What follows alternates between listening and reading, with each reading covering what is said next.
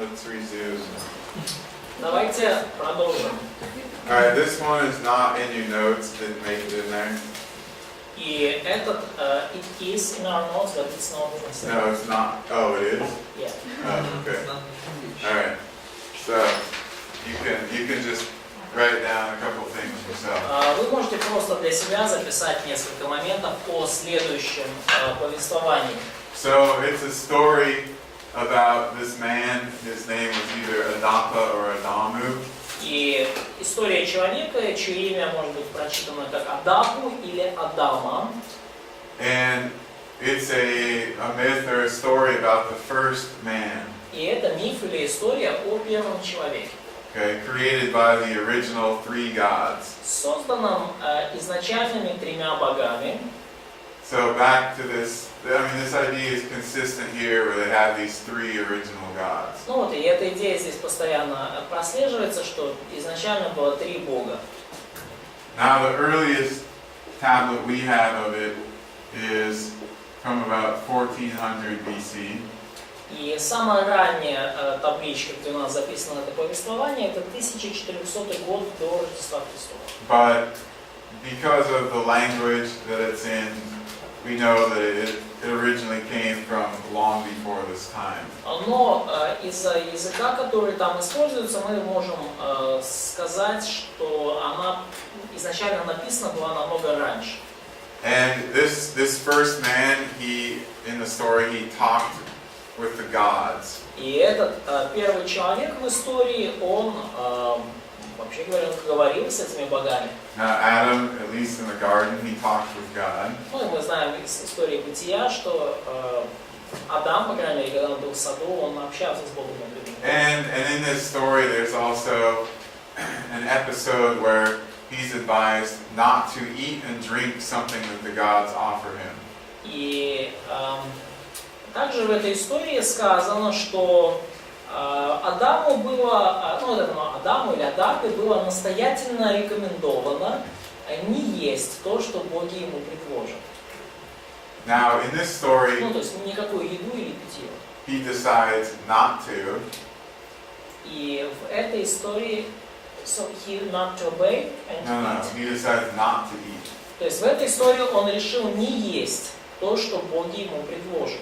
But if he would have eaten, it explains, he would have gained eternal life.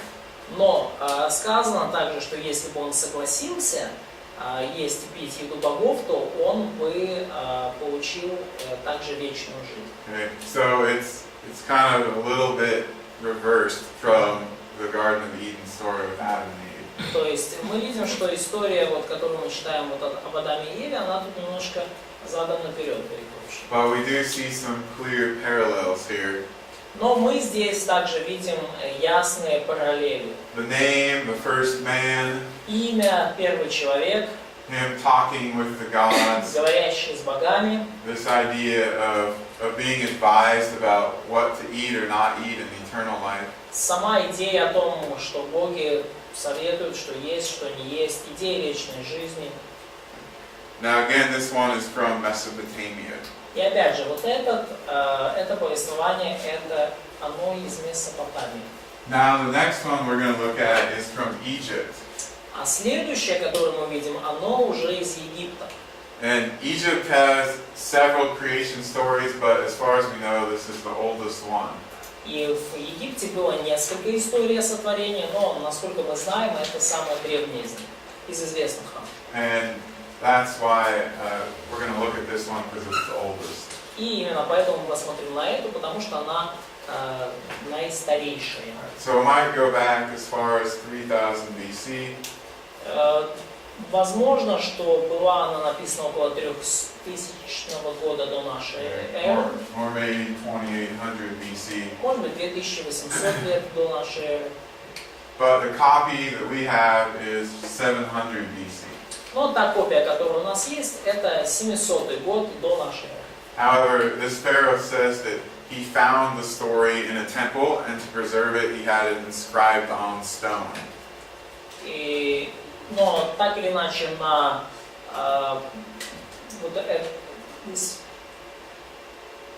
вот этот фараон Шабака, который нашел ее, он сказал, что он нашел этот папирус в храме и велел его высечь на камне. So this is the copy we have now И вот это вот копия, которая у нас сейчас есть. from 700 BC. И она вот как раз таки датируется 700 годом.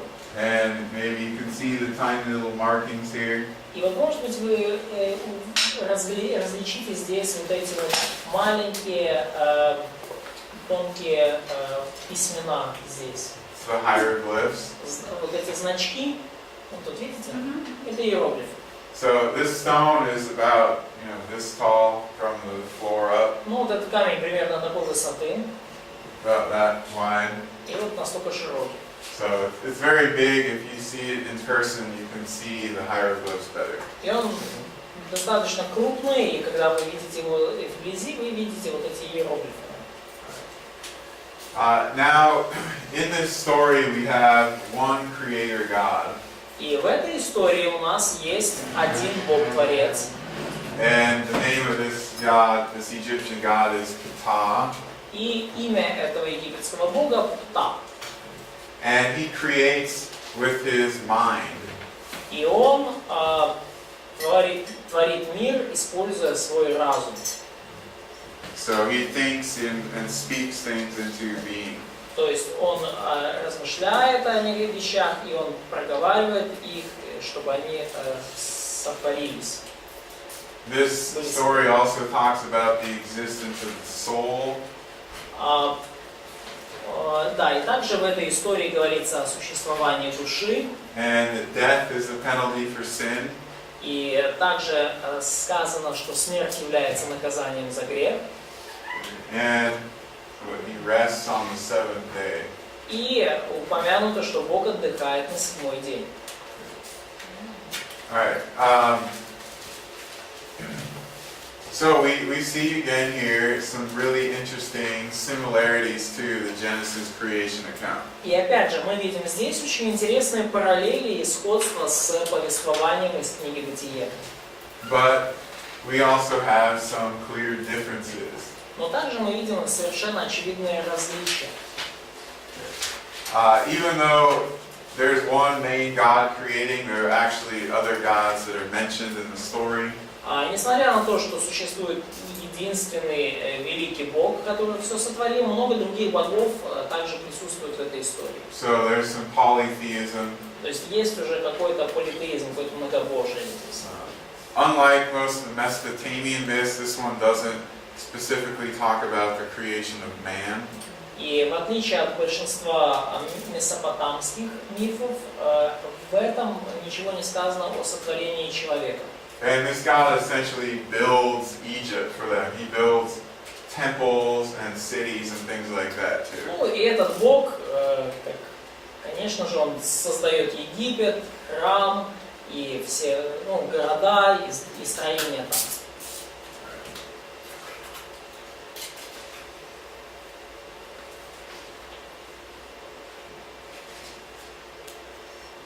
What is that? What is this? Differences. Oh, okay. Similarities and All right, differences. okay. All right. Okay, so one common thing that we would see through most of these creation stories is that there are multiple gods. И одна общая черта, которая есть во всех этих историях о сотворении, это то, что есть множество богов.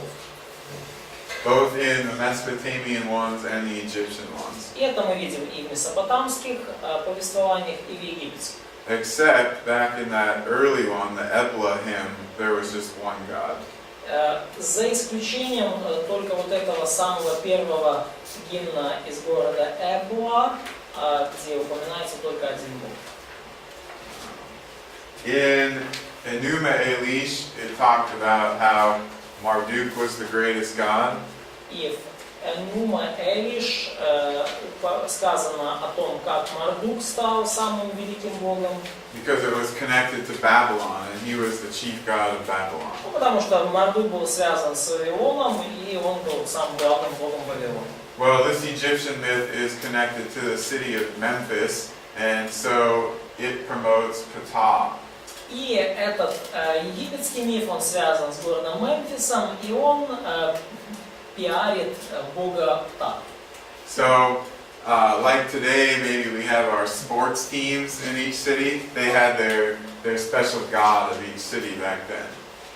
Ну, как сегодня у нас у каждого города есть своя спортивная команда, тогда у каждого города был свой бог.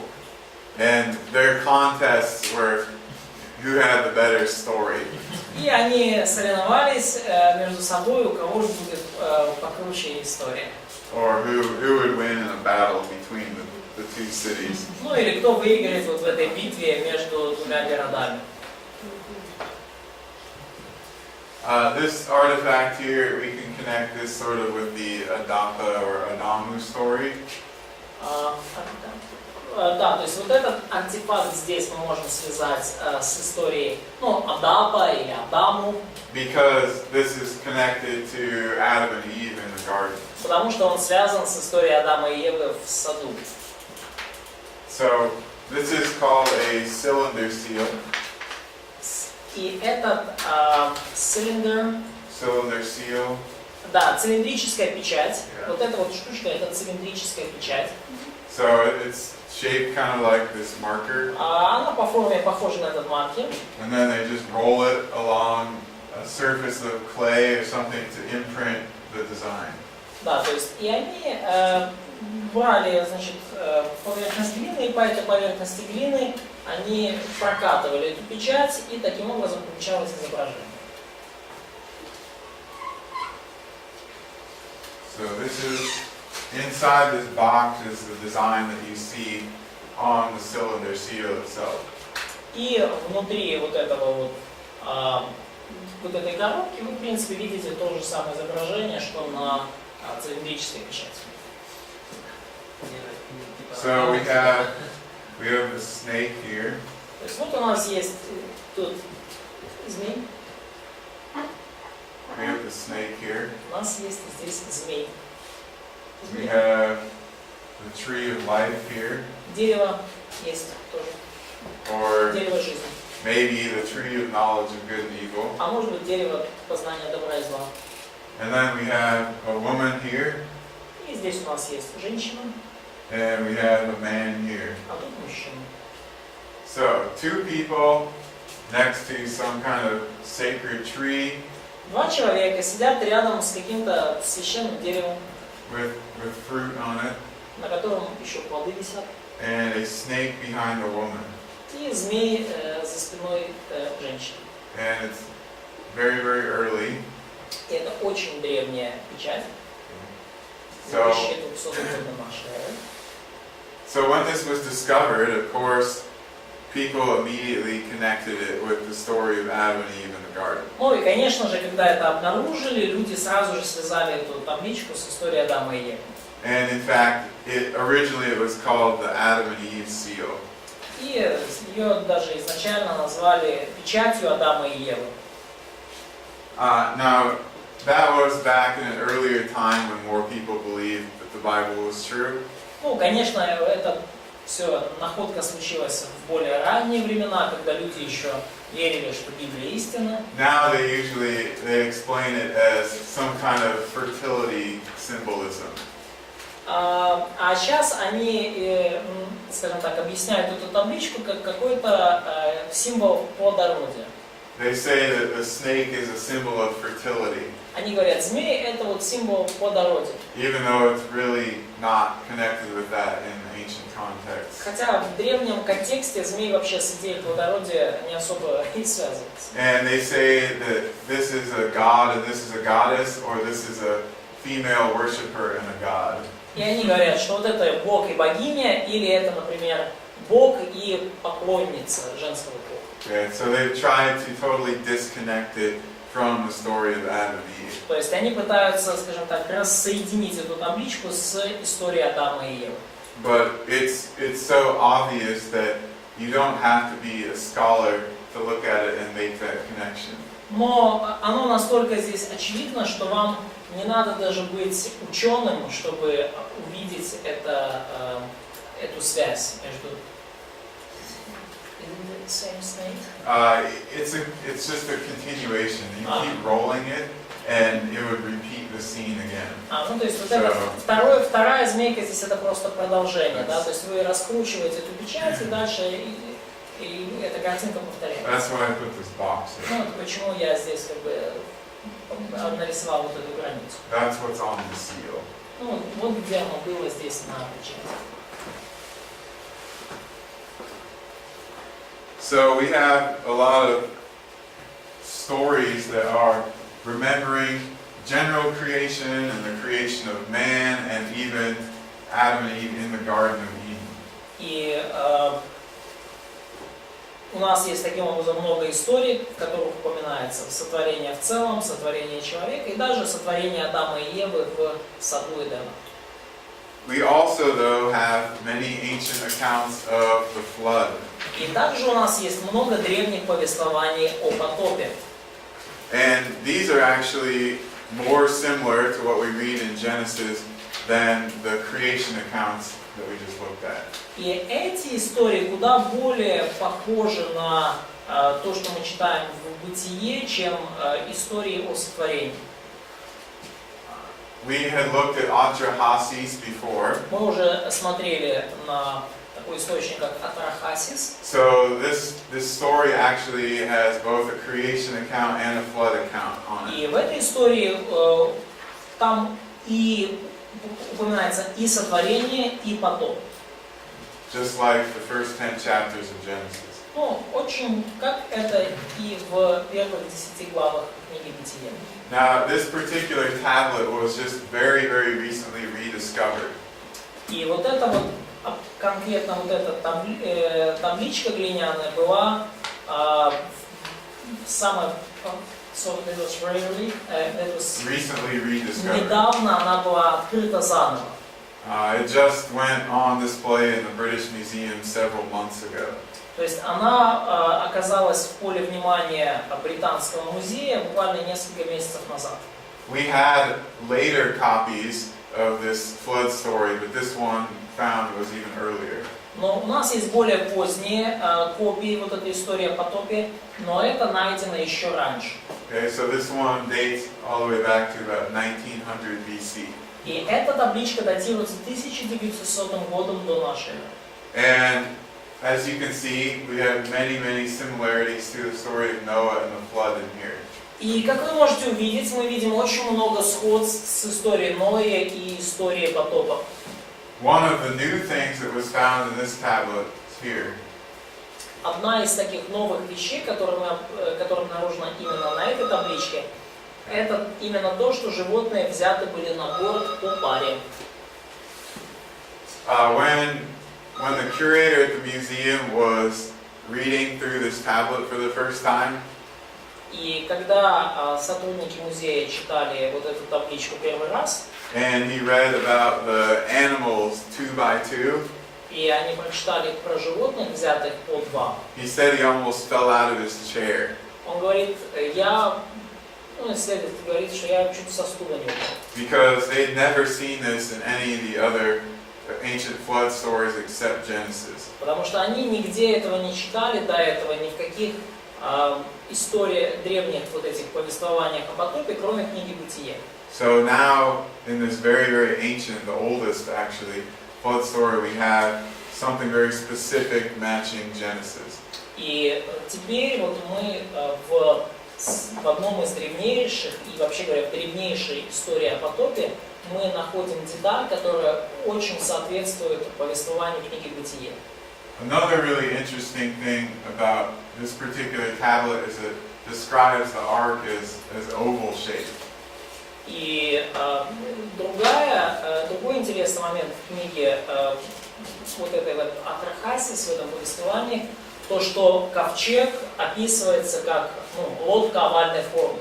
When we read the dimensions in the Bible, we usually think of it as a rectangle. Потому что когда мы читаем его описание в книге Бытие, мы представляем его в виде прямоугольника. Even though it doesn't actually say it was rectangular. Хотя нигде не сказано, что оно в форме прямоугольника. So this one makes it sound like it was rounded, oval shape. И вот это повествование говорит нам о том, что лодка была овальной формы. Which might make more sense in terms of building a ship. Ну и это, кажется, более здраво и логично звучит, с точки зрения построения корабля. And it's not in contradiction to the biblical account.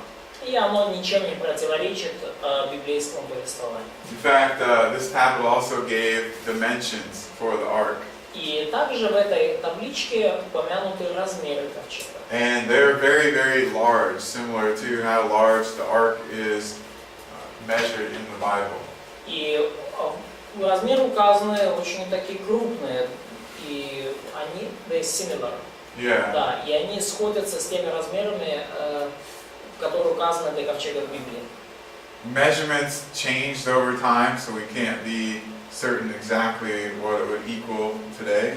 И единицы измерения менялись со временем, потому мы не можем на 100% быть уверенными, чему вот эти единицы измерения равны в наши дни. But this one, it tells us the ark was very, very large, just like the account in Genesis tells us. Но этот документ говорит нам о том, что ковчег действительно был очень-очень большой, так же, как о нем и сказано в книге Бытия. Prior to this, most scholars generally thought these Mesopotamian stories of the flood talked about a small boat.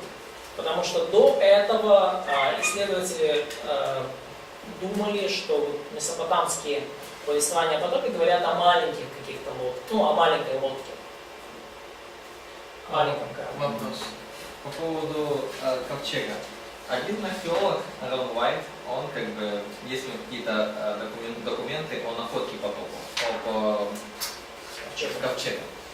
То есть, как вы думаете, есть ли это доказательство? So there is an archaeologist, Ron White, who claims that he has some finds of ark. So what do you know about this? What can you say? Yeah, he's not an archaeologist. No, He was a nurse, and he claimed to have found the Ark of the Covenant, the chariot wheels of Pharaoh, the blood of Christ, the true cross, Noah's Ark, all this stuff. He never found anything actually. Но этот человек не был вообще археологом, он просто делал заявочки, что он там нашел и колесо от колесницы фараона, и крест с кровью Христа, и ковчег, и чего он только там, по его словам, не находил. In fact, his sons, after he died, his sons later admitted that they forged a lot of evidence that he wrote about in his books. И его сын уже после его смерти, он признался в том, что они подделали многие из находок, о которых писали в своих книгах. So you have this kind of problem in archaeology too. В археологии у вас возникают подобного рода проблемы. People make some ridiculous claims to try to sell books. Люди делают всякие дурацкие и совершенно неразумные заявления, пытаясь продать побольше своих книжек. There are a lot of things circulating on the internet that are not true at all. И очень много всякого также вы можете найти в интернете, и не все из этого правда. We haven't found Noah's Ark yet. Мы до сих пор так и не нашли этот ковчег. We're not even sure exactly where it landed. И мы даже точно не знаем, не уверены, где же он приводнился. Because Genesis says in the mountains of Ararat, plural. Потому что Библия, в Бытие говорит о горах араратских во множественном числе. So we know generally, but we're not really sure specifically which mountain it is. То есть мы как бы знаем в целом, Yeah.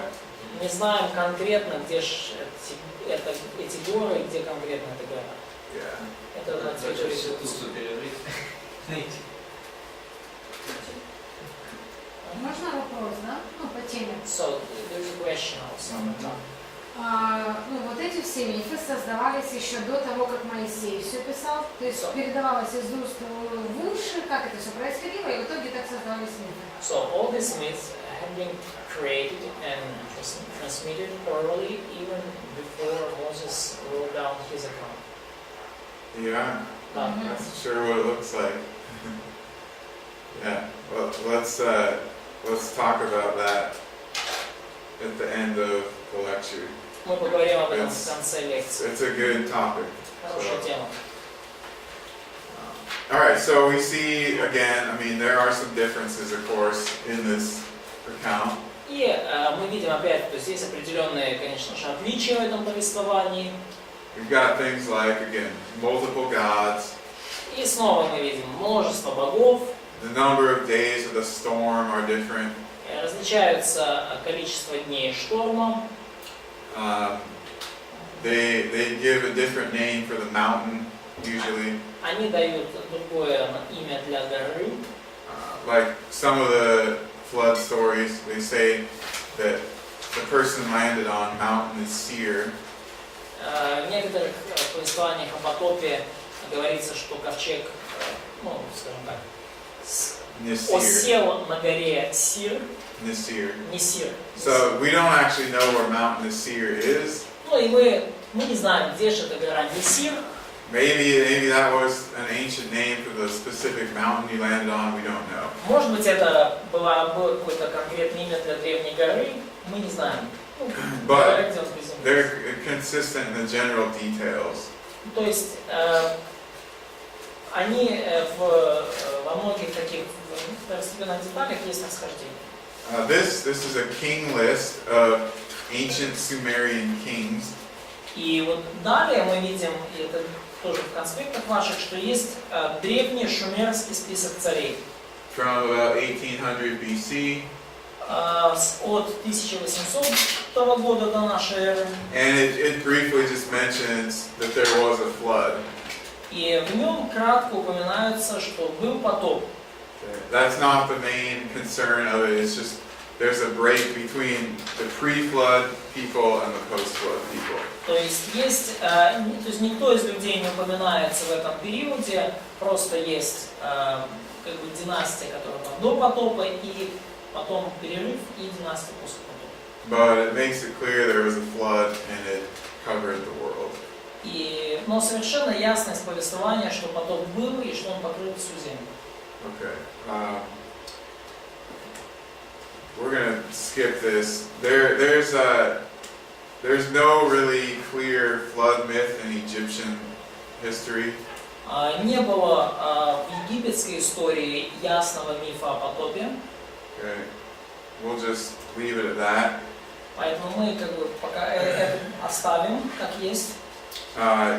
Josephus, he's a later historian, he mentions that there supposedly was one, but we haven't found it in modern times. Josephus.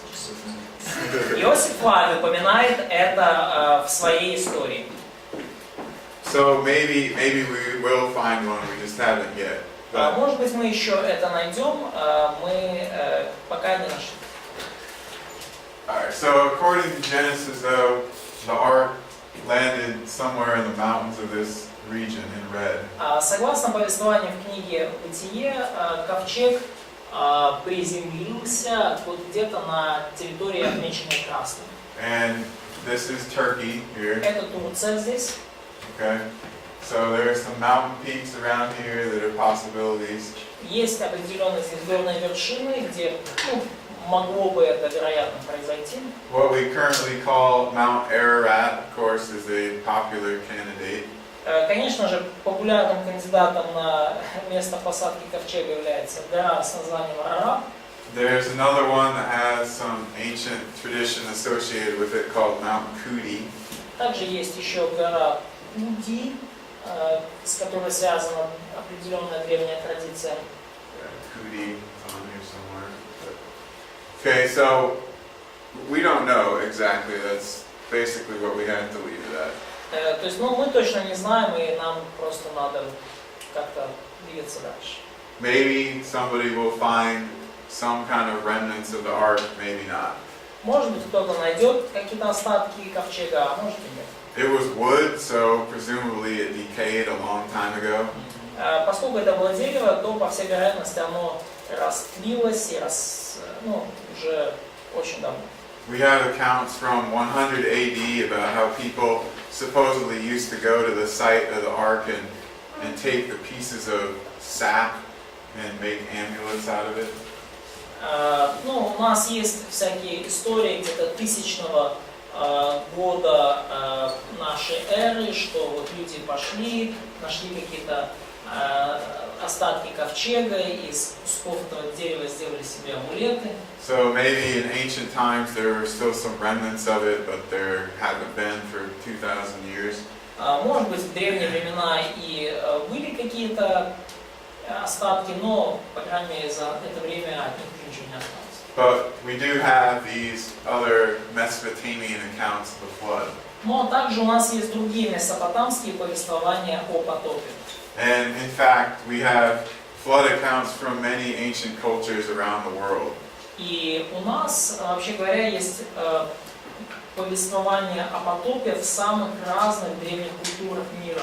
Now, these all would have come out of Mesopotamia originally, Ну и все они так или иначе вышли из Месопотамии, because that's where civilization started, and then people split off after the Tower of Babel.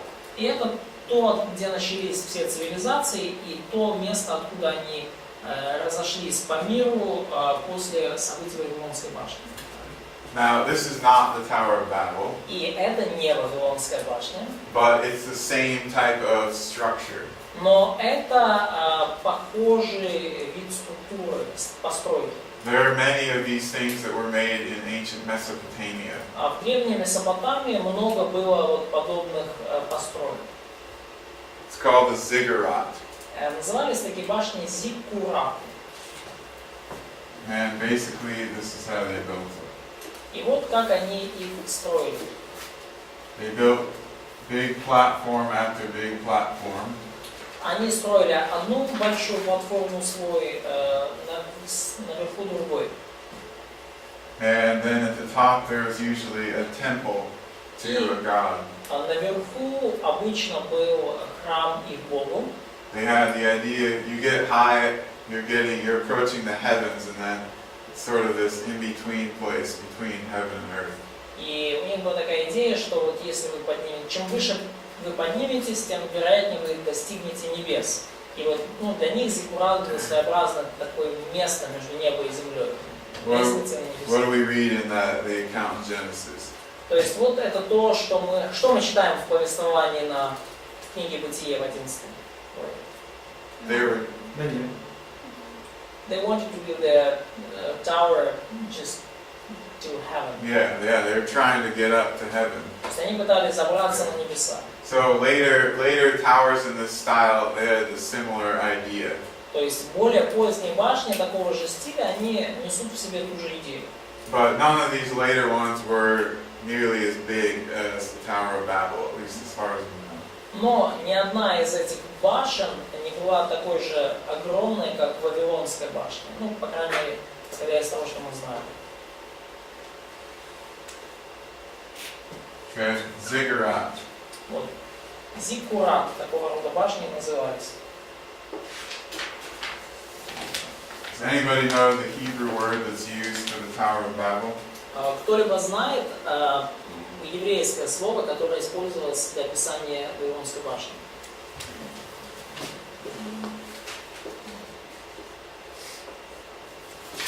Migdal. Мигдал. Migdal, okay? It just in general means tower or large structure. Ну, мигдал, в принципе, в общем означает башня или какая-то большая постройка. Okay, so from the Hebrew word, we don't get too many specifics about the architecture. И из еврейского слова мы не так уж много деталей узнаем об архитектуре. However, we do know that it was built with mud bricks that were fired. Так или иначе мы знаем, что была построена она из известняковых кирпичей, которые были обожжены. Or clay bricks that Ну, were fired. из глиняных кирпичей, которые были обожжены. And that's exactly how they built these ziggurats in Mesopotamia. Ну вот именно таким образом они строили свои зиккураты в Месопотамии.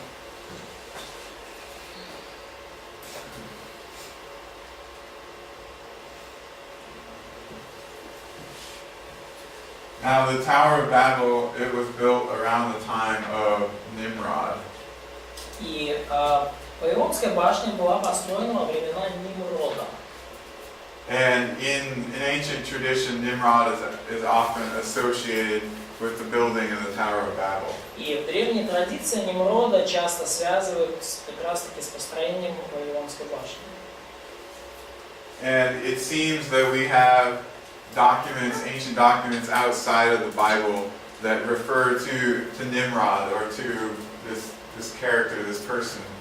И похоже, что у нас есть другие древние документы, помимо Библии, которые упоминают вот такого человека, как Нимрод, такую личность. Nimrod may not have been his actual name, but may have been sort of a characteristic name that he's given in the Bible. Ну, возможно, Нимрод и не было его реальным именем, может быть, просто таким именем-характеристикой, которая ему дана в Библии. Does anyone know what this Hebrew verb means? Знает ли кто-то, что означает вот этот еврейский глагол? Marad. Марад. We talked about this in anthropology, I think. Мы говорили об этом на антропологии, я думаю, да? It means to rebel. Это означает бунтовать. Марад означает бунтовать. So essentially his name means rebellious one. Ну и потому, по сути, его имя значит бунтовщик, One who was rebelling, something like бунтарь. that. But it also describes him as a hunter. Ну, также он описан как охотник. Okay. Not the name, but in the Bible it says he was a hunter, a great hunter. То есть, ну, не как имя в Библии, а именно сказано о нем как о великолепном охотнике. And we have this ancient king named Enmerkar. И у нас упомянут также древний царь Энмеркар, whose name also means hunter. и чье имя также означает охотник. Yeah, he's way back in early times, around the time that Nimrod would have lived. И он жил around the time, где-то вот в то же время, когда, ну, по идее, жил и Нимрод тоже. And he's associated with the building of some of these ancient cities. И его связывают с построением вот одного из этих древних городов. So it's possible that some of these ancient texts are talking about Nimrod, and they just use his Sumerian name. И возможно, что вот некоторые из этих древних текстов как раз таки говорят о Нимроде, но используют его шумерское имя Энмеркар. Like in the different flood accounts, there are different names that they use for the Noah character. И как, например, вот в древних вот этих повествованиях о потопе, они используют различные имена для, говоря о Ное. And each different language uses a different name. И в различных языках Ною даются разные имена. This is probably just due to linguistic differences, and they have a meaning that's associated with the name, but it's different in each language. И, скорее всего, это просто языковые различия. В каждом языке у имени было какое-то значение, но оно звучало по-разному в каждом языке. There's actually one ancient document in particular that seems to be talking about the events of the Tower of Babel. И есть один документ древней литературы, который повествует о Вавилонской башне. And it's associated with this Enmerkar, possibly Nimrod person. И вот этот документ связан с личностью по имени Энмеркар, и, скорее всего, это тот же человек, что Нимрод. And in the story, they're building this big ziggurat.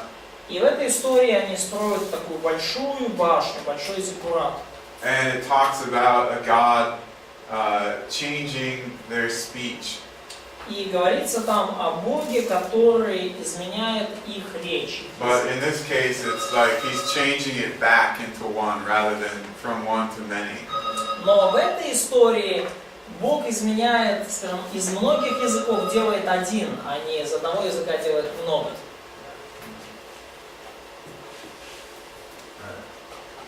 So we talked about creation, we talked about flood, we talked about Tower of Babel. То есть мы с вами поговорили о сотворении, о потопе и о Вавилонской башне. So let's revisit this idea of how could these ancient cultures have these stories? И давайте еще раз, скажем так, сделаем обзор вот этих идей. Как же вот эти древние культуры могли, как у них могли появиться все эти истории? Сарафанное радио. А? Сарафанное радио. Радио. Сарафанное. It's just oral tradition. Okay? So here's our earliest creation story. Ну, вот это вот наиболее ранняя история сотворения. What's creation? Сотворение.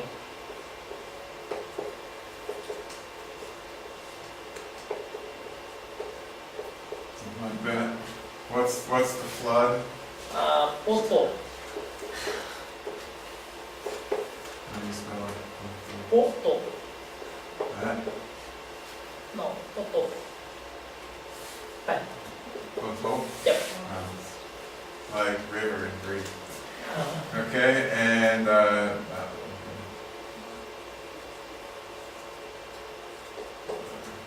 get it. Alright, so here's Moses. И вот Моисей, да? Это значит, да, Вавилон. So he's he's later than all these stories we just read. И Моисей пишет позже, чем все эти истории, которые мы с вами только что прочитали. So somebody said oral tradition. Ну, вот кто-то из вас сказал, да, устная традиция или, ну, сарафанное радио. How would that have happened?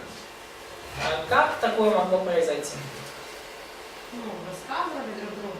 So, they speak it, to one another. Кто лучше расскажет? So they maybe contested who will say it more, vividly. Каин, Маав, там, Вики, Ноя, потом все друг друга. Grandchildren of Cain, Moab, they just shared it with one another. So how do you think they knew the event of creation? Как вы думаете, как они могли узнать о событиях сотворения?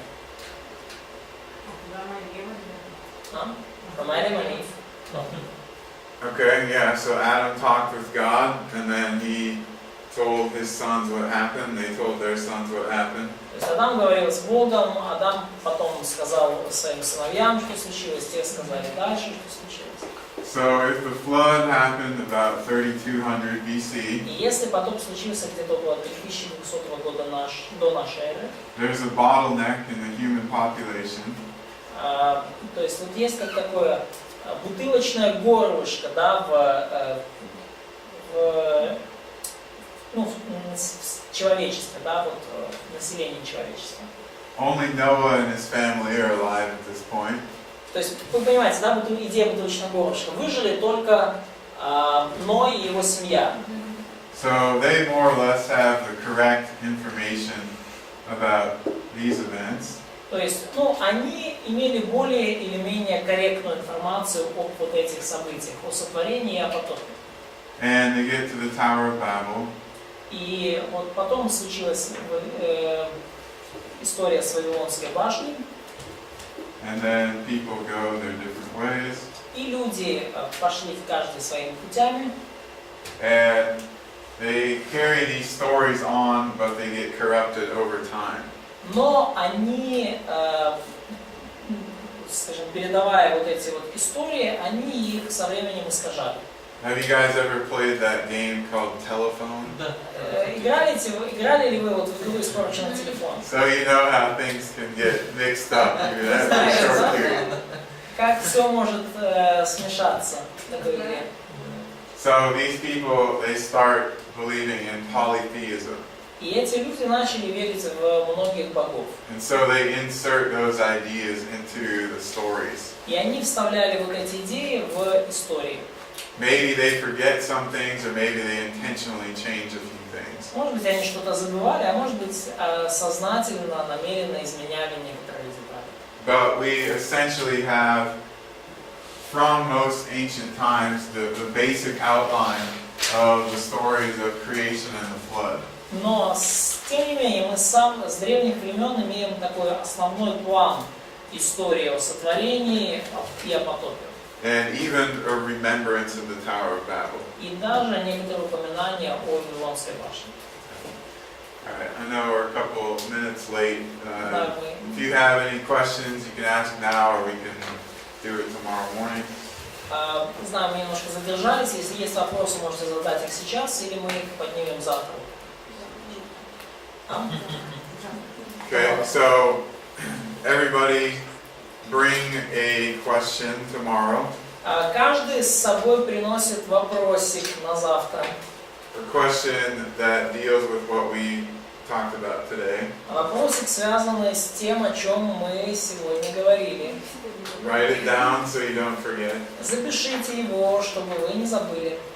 And then after questions, we will have a 10-question quiz. Okay. А после ваших вопросиков преподаватель даст тест из 10 своих.